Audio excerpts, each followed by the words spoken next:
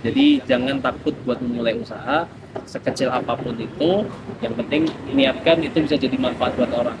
Bisa jadi nanti niatnya buat apa? Buat ngurangin orang tua dan sebagainya.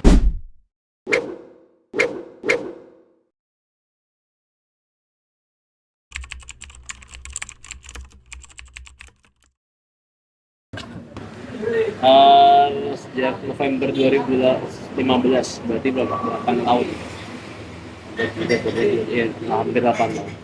Udah lama ya mas? Iya lumayan lama.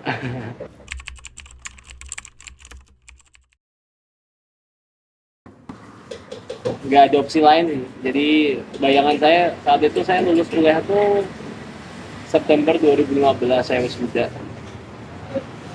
Terus sebelum wisuda itu mulai nulis proposal setelah wisuda mau ngapain sih gitu, karena bagi saya tuh dalam perkuliahan bukan orang yang pro tapi bukan orang yang bawah juga, ya pertengahan. Bagi saya orang skill saya nggak terlalu tinggi. Saya jurusan IT, teknik informatika, di mana basic saya zaman SMA dulu IPS, betul. Saya anak IPS, kemudian kuliahnya di informatika, yang saya baru tahu ternyata informatika tuh nggak kayak yang saya bayangin. Ternyata informatika tuh kayak anak matematika sebenarnya. Karena informatika itu kan ilmu turunan dari anak matematika. Bahkan dosen-dosennya dari dosen-dosen matematika. Jadi kentang banget rasanya.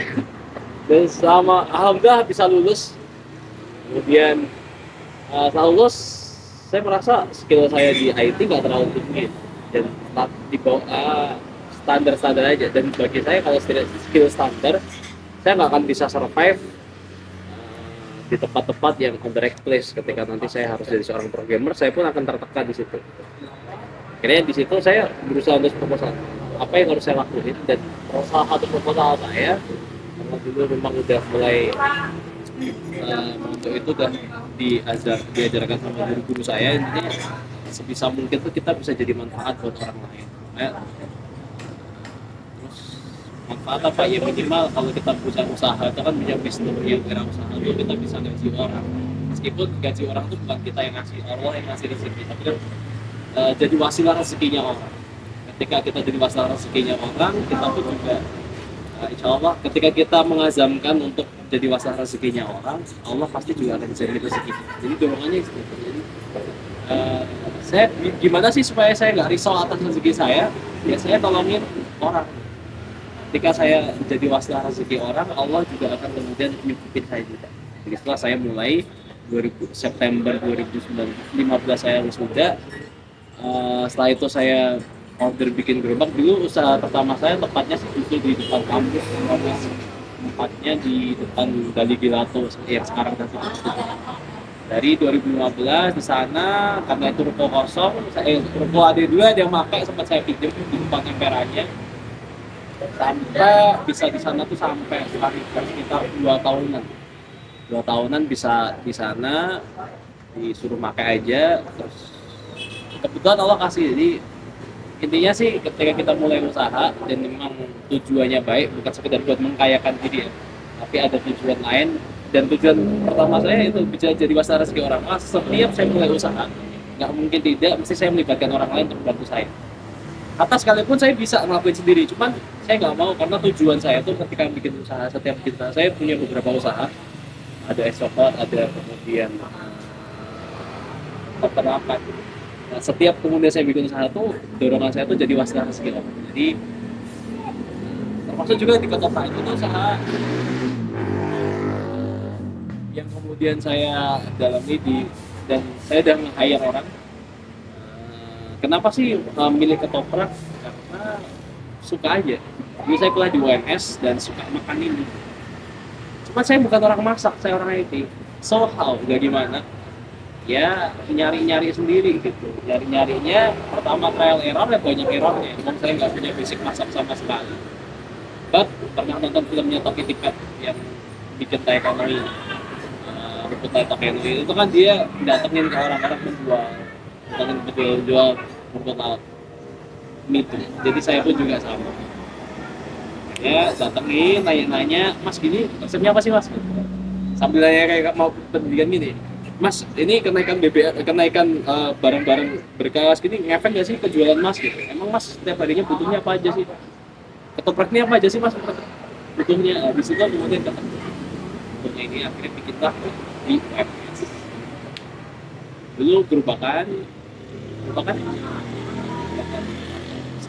saya sampai di kampus itu dari 2014 sampai 17, terus kemudian pindah ke pojokan Salam itu sampai 2000 COVID. Habis COVID belum dapat info lagi di sana.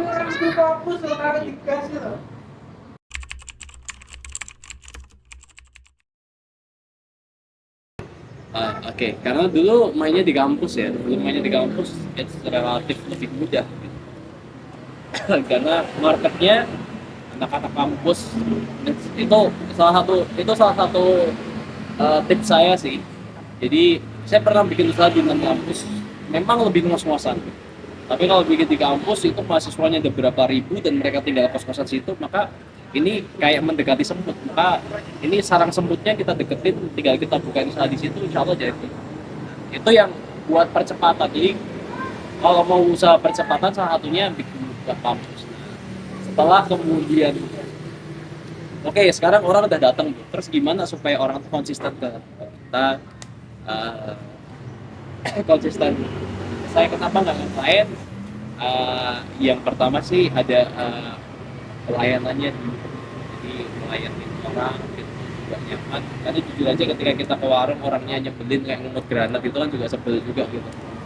Maka ketika kita bisa handle sama konsumen, terus kemudian yang kedua ada unique value point-nya. Unique value-nya bisa dicari terutama. Unique value itu nggak harus resepnya, bisa jadi pelayanan, bisa jadi branding warung. Jadi sebisa mungkin untuk kemudian siapapun bisa ngejual makanan lebih murah. Tapi tidak banyak orang yang kemudian bisa bikin branding itu di kepala orang gitu. Oh, aku mau pizza nih, oke ya PHD aja deh. Oh, banyak orang bisa bikin pizza lebih enak dari PHD pizza, tapi sedikit orang yang kemudian bisa bangun campaign itu untuk kemudian brandnya itu jadi. Maka ada unique selling point yang harus kita sudutkan. Unique selling point itu macam-macam, ada juga pelayanan, ada juga misalnya teman-teman kalian yang di Purwodadi yang bapaknya yang jualan situ ngapu-ngapu itu di datang itu bentuk unique selling point yang dihadirkan sehingga orang itu akan datang. Cuman unique selling point itu juga jangan terlalu nyeleneh banget yang membuat orang ilfil apa sih gitu. Setelah datang ternyata kayak gitu. Unique selling point itu harus ada dan bisa dicari pertama bisa dari resepnya, bisa dari pelayanan, bisa dari seragam, bisa dari branding warung, itu bisa. Jadi kita harus punya unique selling point-nya supaya orang itu tertarik. Kalau saya sih dari pertama dari dulu pelayanannya.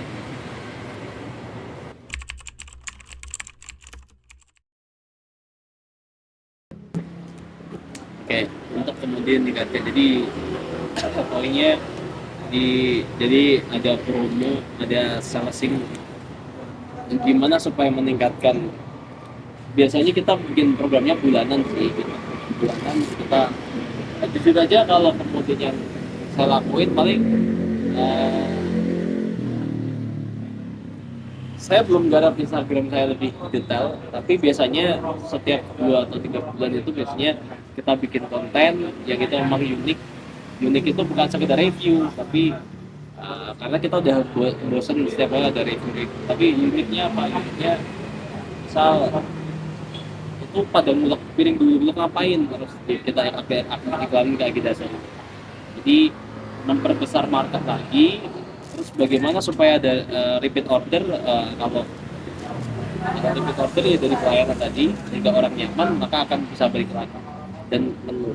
Karena kalau kuliner itu harus enak, kemudian seberapapun branding kalian, sekeren apapun pelayanan kalian, kalau kemudian makanannya rasanya B aja ya nggak akan konsisten.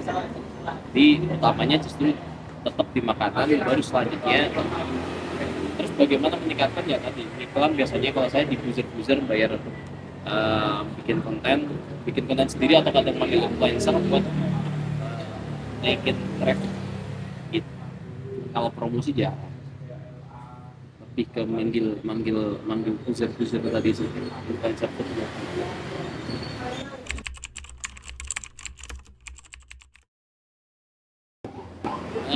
Hampir sempat saya tutup gitu, hampir sempat saya mau stop usaha ini gitu. Karena kayak bener-bener ya dengan tapi saya kembali ke poin awal tadi, ketika saya memulai ini semua untuk memberikan manfaat ke orang lain, maka selama saya nggak sampai tombol, selama saya nggak keluarin duit pribadi saya untuk gaji anak-anak, ya udah nggak masalah. Jadi selama berapa bulan itu di pandemi itu emang paling sempat saya tutup ya setengah bulan atau sebulan awal lah. After that ya kita buka terus ya wes Bismillah. Selama nggak jadi hasilnya ini, selama nggak toko, selama saya nggak keluarkan duit saya sendiri buat bayar kontrakan, bayar karyawan, tetap saya survive. Meskipun ya hasil yang saya terima bisa jadi lebih kecil daripada gajinya anak-anak saat itu. Tapi ya alhamdulillah ada masanya dan udah melewati. Jadi kerasa banget kalau pertanyaan itu kerasa banget.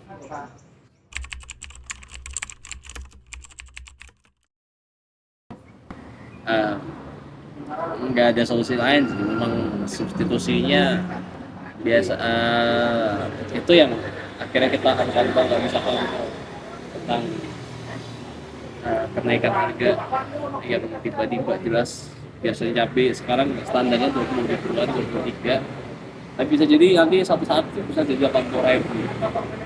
Ya kita nggak bisa mengurangi juga kalau standarnya, cuman mungkin ganti ke cabai yang biasanya cabai merah sekarang pakai cabai hijau, tapi kuantitinya tetap sama. Biasanya pedas 4 biji ya nggak bisa kita kurangi, ya akhirnya ya bisa survive di situ. Memang di saat itu lagi turun, tapi kan nanti di bulan yang lain akan ada kayak pas sekarang ini lagi murah, nanti belanja kita lebih murah.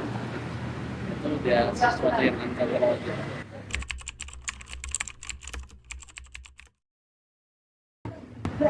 Kayaknya apa ya? Karena dulu saya mulai di kampus dan saya emang anak dakwah, jadi akhirnya dulu waktu mulai di kampus tuh saya anak UNS, tapi justru kemudian lingkaran saya akhirnya sama teman-teman dan anak-anak UMS semua itu situ lebih menambah banyak relasi. Terus semuanya lagi saya bisa tunjukin ke orang tua itu nggak ada yang usaha, karena bapak tuh polisi, ibu karyawan swasta. Dukanya pertama ketika memulai memang akan berat banget buat teman-teman, buat kalian yang kepengen punya usaha tapi orang tuanya karyawan. Pasti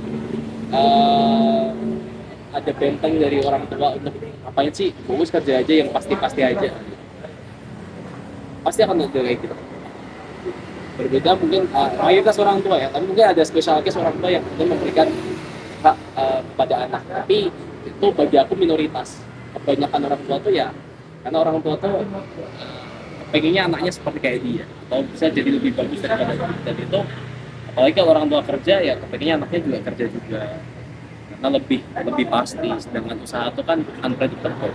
Ya dukanya waktu awal memulai itu nggak diridhoi orang tua, sampai kemudian ya bagaimana kita bisa terus merengek ke orang tua, meyakinkan, dan nggak ada jalan lain meyakinkan orang tua kecuali dengan hasil sih. Jadi emang awal modal itu memang minta orang tua sekitar berapa ya, 5 juta kemudian minjem, terus jualan. Alhamdulillah karena niatnya tadi ya. Jadi saya tuh dulu pernah sebelum 2015 tuh pernah mulai usaha zaman kuliah seumuran kalian, tapi tujuan saya buat sekedar dunia, tujuan saya biar bisa beli motor sendiri, bisa bayar kuliah sendiri, intinya tentang kesombongan. Ternyata dari situ karena tujuan saya salah, Allah kayak ngasih saya kemudahan. Saya udah mulai banyak hal. Dulu awalnya mulai ikut MLM ya, terus kemudian usaha macam-macam lah. Ada beberapa lini usaha yang pernah saya ikuti, 3 atau 4 usaha sebelum saya ikut fail semuanya, karena semua ini tujuan yang dorongan saya bergerak awalnya memang buat supaya saya bisa mandiri, saya segera kaya, saya bisa tunjukkan ke orang tua kalau saya punya ini. Intinya ada rasa kesombongan di sini. Kepengen bisa bayar kuliah sendiri, kepengen beli motor sendiri supaya dianggap mandiri. Ternyata dengan tujuan itu justru saya nggak dapat apa-apa. Tapi setelah kemudian di tempat kuliah saya mulai ngaji, saya mulai belajar, ternyata hidup itu bukan sekedar bahwa kita bahagia tuh bukan tentang uang, bahwa uh, kalau orang ngomong bahwa iya tapi kan uang sumber bahagia, enggak, betapa banyak orang hari ini yang duitnya luar biasa tapi hidupnya juga berantakan. Atau lihat betapa banyak orang-orang tetangga kalian yang rumahnya gede tapi keluarganya berantakan. Tapi ada juga yang duitnya banyak tapi keluarganya sakinah, ada juga. Tapi nggak nentu juga orang yang duitnya cepat kemudian hidupnya juga biasa banget di atas juga juga. Betapa banyak orang-orang yang kemudian hidupnya biasa-biasa, ekonomi biasa tapi hidupnya juga sakinah. Maka kuncinya bukan pada ketemu harta kan, tapi bagaimana akhirnya guru saya bilang ya ente kalau usaha bisa mungkin jadi manfaat buat orang. Setelah merubah visi tadi, Allah saya kepengen usaha saya ini jadi wasiat rezeki.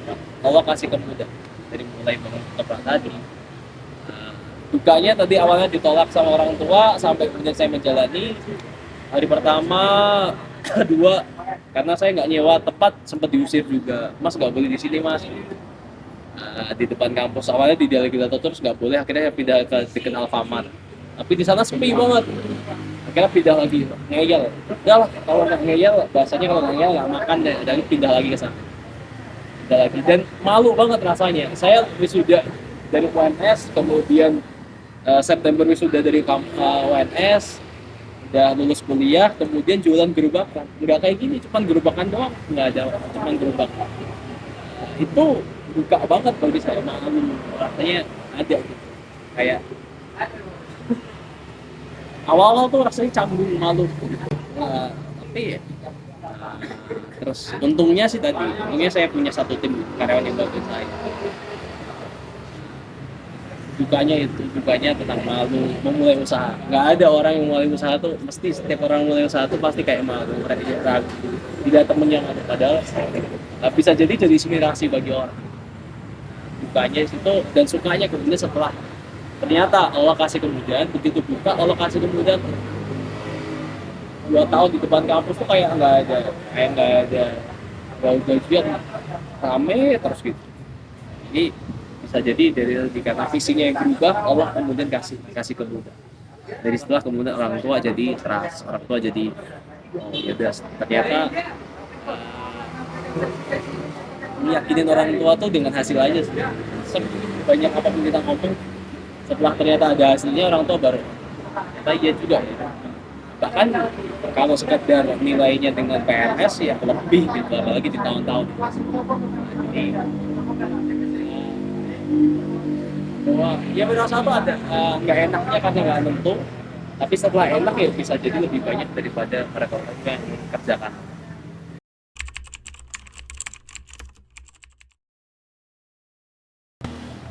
Sehari mungkin sekitar 1,8-2 jutaan waktu masih di UMS, karena di UMS itu di depan kampus itu sehari bisa sekitar 250 porsi. Nah, terus kemudian nggak boleh jualan di depan kampus itu, saya split jadi 2 warung pojokan Nasalam sama yang di sini. Aslinya juga sama juga, ternyata rezeki itu nggak bisa ditakar, rezeki itu nggak bisa kita otak-atik. Ketika udah ditakar Allah ya rezeki, mau sengoyo apapun kita, ada hal yang tidak bisa kita jangkau. Kalau menurut teori orang-orang Barat yang mereka nggak punya Tuhan, ada the invisible hand, ada tangan-tangan yang tidak terlihat yang campur tangan dalam usaha. Dulu sempat waktu di satu warung saya jualannya 250 porsi, ketika kemudian akhirnya nggak boleh jual di depan kampus, apakah itu berita buruk? Ya buruk bagi saya saat itu. Apalagi satu saat saya nikah awal akhir Juli, terus kemudian Agustus pertengahan saya disuruh pergi. Itu kayak ujian awal nikah banget. Baru aja nikah terus kemudian disuruh cabut dari tempat awal jualan, saya jualan 2 tahun di situ. Padahal satu-satunya jualan saya cuma di situ doang. Ya sedih ya, cuma kemudian ternyata Allah nggak sejati, Allah baik, Allah ngasih jalan lain. Ternyata dapatlah tempat sini, terus dapat tempat rujukan asal. Jadi 2 warung. Tapi omset 2 warung ternyata juga sama dengan ketika omset 1 warung. Cuman bedanya di situ gampang 250 satu warung, sekarang 200-an porsi di 2 warung, sini 100. Ini paling tinggi ya sekitar jadi 2 juta.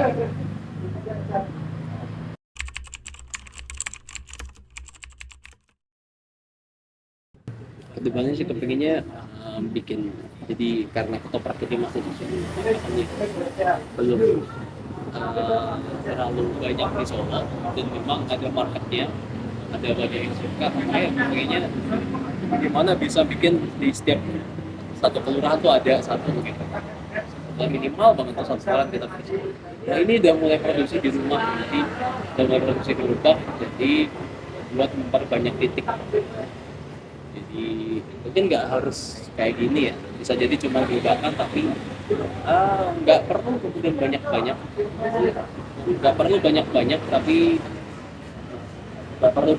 tapi banyak, jadi mainnya kayak volume, kayak bakal penjual batang silap itu kan bisa satu juragan, mereka mainnya volume banyak, mungkin omsetnya kecil-kecil 300, 400, 500 satu gerobak, tapi 500 kali dia punya 10 gerobak sehari bisa 10. Semuanya tuh bakal cilok, siomay, cakwe itu kan mereka satu packingnya sih gimana kita sebar.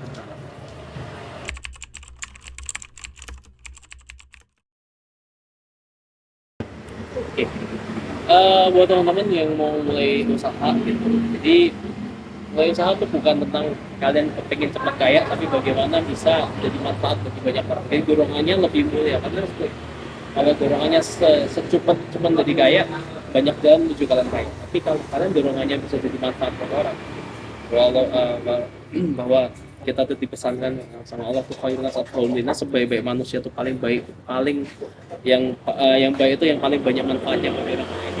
Maka sebisa mungkin kalian tuh bisa jadi manfaat buat orang lain, bisa jadi keimanan yang baik itu kata Allah tuh seperti pohon yang baik, di mana pohon yang baik itu akarnya menghijab ke bawah, batangnya tinggi mengurat, gak gampang goyah ketika digoda, dan buahnya ketika memakan buahnya bisa dirasakan manfaatnya banyak orang. Anak muda itu harusnya ketika kita ada di sebuah tempat dimanapun kita berada, di circle manapun kita berada, kita tuh harus bisa jadi manfaat bagi banyak orang. Jangan justru kemudian keberadaan kita di satu tempat itu justru bikin orang itu sebel. Ya, dan itulah puncak tinggi kenikmatan hidup kita bisa ketika kita bisa ngasih manfaat bagi orang. Jadi buat teman, terus gimana memulainya, cari kemudian unique selling point yang kalian, jadi dan ketika mulai usaha jangan terlalu banyak mikir, coba diproyeksikan dulu, setelah itu ya mulai usaha yang baik itu yang apa, usaha yang baik itu usaha yang segera dibuka, nggak ada yang tahu berhasil atau enggak, ya udah trial error. Nah, semua orang pasti melewati itu. Jadi jangan pernah takut gagal. Kebanyakan orang nggak jadi mulai usahanya. Banyak banget teman saya yang nggak jadi mulai usaha gara-gara apa? Takut gagal. Ya, jangankan usaha, kalian kerja juga bisa gagal. Kira-kira apa? Kalian dipecat begitu saja itu bisa jadi. Saya punya keluarga, saya 38 tahun kerja di sebuah instansi besar, tiba-tiba usia 38 sekarang dipecat. Nah, enggak, itu kan juga resiko gede banget. Dan usia-usia segitu kan susah nyari kerja. Usaha juga sama. Jadi mulai aja. Insya Allah setelah mulai nanti Allah akan ngasih banyak jalan-jalan. Jadi jangan takut buat memulai usaha, sekecil apapun itu. Yang penting niatkan itu bisa jadi manfaat buat orang. Bisa jadi nanti niatnya buat apa? Buat memproyek orang tua dan sebagainya. Jadi kasih visi-visi yang benar itu sifatnya bukan sekedar buat kalian, buat duniawi, visinya yang akhirat, insya Allah akan segera bantu.